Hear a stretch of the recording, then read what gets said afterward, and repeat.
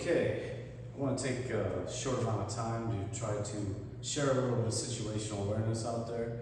It's an example of some of the stuff that I do on the Patreon. I'm going to keep this brief, but I'm just going to go over a quick concept that was taught to me by professionals and will help you also in a situation. This can be, it's fluid for either bodyguards, self-defense, or law enforcement.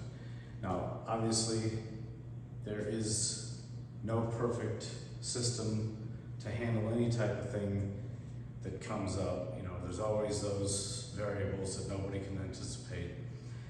And, you know, you should, especially if you're a law enforcement officer, you should follow the instructions of your trainers. This is just a different law enforcement tactic and approach that I'd like to share, but it also coincides with protecting your own children or somebody that you have to protect, and it'll help you navigate today's world, which is getting more and more difficult to navigate safely. So I'm going to share with you. Okay, so what we have here is a key. This is a negative, which is the perpetrator. Somebody, and the perpetrator in this instance is going to be somebody that you do not, that your gut tells you is not right. Something's erratic movement. I mean, there's a million different things. You can look for somebody scanning and not in a protective way. You can usually tell the difference. Somebody moving among objects that obstruct the view of them to other people. So in other words, they're kind of standing or walking through cars or taller vehicles or kind of, you know, hiding out. There's a million different ways to figure out who you have to be careful with. And sometimes it's just a feeling. And unfortunately, a lot of times these things get stigmatized. But in this world, there are too many situations that require immediate response in order to, you know, mitigate any type of damage. So all things that you can use that make you feel uncomfortable, you go with your gut. So once you've identified who the perp is, Bob's probably the ugliest guy I know, so we're going to use Bob. Then the plus is you, and I wrote operator. It could just be daddy, mommy, and then the happy face is the friendly, so that could be your child, or say you're actually protecting somebody. Okay, what we have here is a kill zone or a death funnel. I mean, every law enforcement agency uses a different name. I just use kill zone because it's simple. So that represents the negative, which is Bob. And this is the directions that he can move in quickly and where you need to be concerned. Okay, so you have 10 feet. And if he's really athletic, that needs to be drawn out more. Like I said, all this is incident specific, and you know, there's no perfect way, but this is the way that I believe works best in my view, especially with this training that I supply for people. So you have a 10-foot range on both sides of Bob. I'm going to turn the camera, make sure we got Bob in the picture.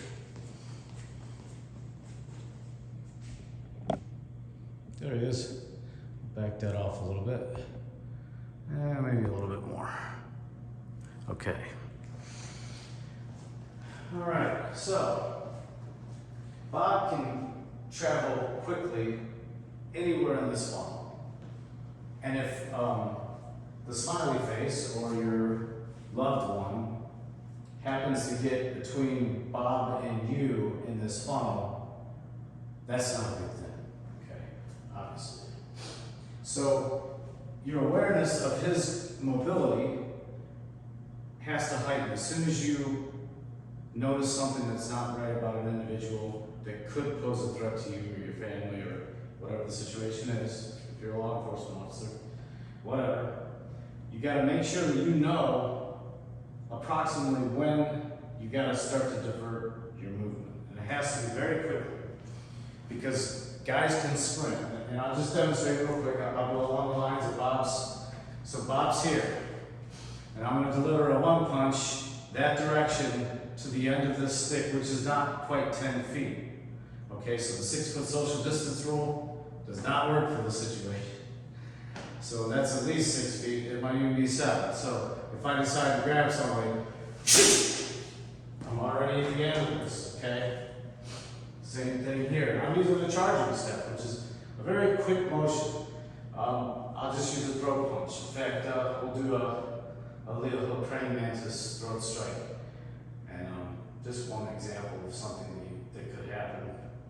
Obviously, you probably won't run into a master, but. So anywhere within these things, somebody got it. Okay? Got surprised. That could have been a knife, could have been anything. Could have just grabbed somebody, whatever, big strong guy, fast guy. So you saw I could get to the end of this, right? And that's going to be general, you know. I mean, obviously, if you run into somebody that's extremely athletic and they seem to be posing a threat, you need to stay further away. But at the 10-foot mark, which is about right here, make sure you guys can see that. Yeah, you can see that. That's good. I'm not going to be able to hit that. And I've been training for a long time, so even if I'm here and ready, if I'm in a moving position, I'm not going to be able to hit it. And that was 2 steps. Okay? So somebody moving quickly and suspiciously, you're going to want to circle away from that kill zone, and if they start to try to turn it around, then it's time to be extremely alarmed, okay? Because this is an instinctual thing. Now Bob, as ugly as he is, and tall, at least compared to me, he's not thinking, I gotta keep him in my kill zone. No, this is an instinctual thing. This is a natural thing. This is the way your body's going to move. Now, Bible masters could change the configuration of this. I've seen guys that could circle around so fast that you wouldn't even know where the kill zone was. But we're not talking about those extreme situations. So you need to divert way before. You know, if they seem extremely fast, you need to get out of it way before. And you need to keep changing that. Or try to flee if you're not capable of defending yourself against what you think is a perpetrator. Make sure you stay in between the innocent and the kill zone. If you're Leo, you're never going to be flat. In other words, you have to be bladed. You prefer to stand right at the edge, you know, and unfortunately, it's a very difficult role for law enforcement officers because a lot of times you have to get a little bit closer to just calm them, okay? And you know, obviously you'll learn all that in your training. But this concept, if it is not taught to you in your training, you need to take heed to it. Because, you know, this is a very simple idea and it can be very easily maintained for your whole life. And can keep you safer. Okay? That's about it. I appreciate it. You have a good day.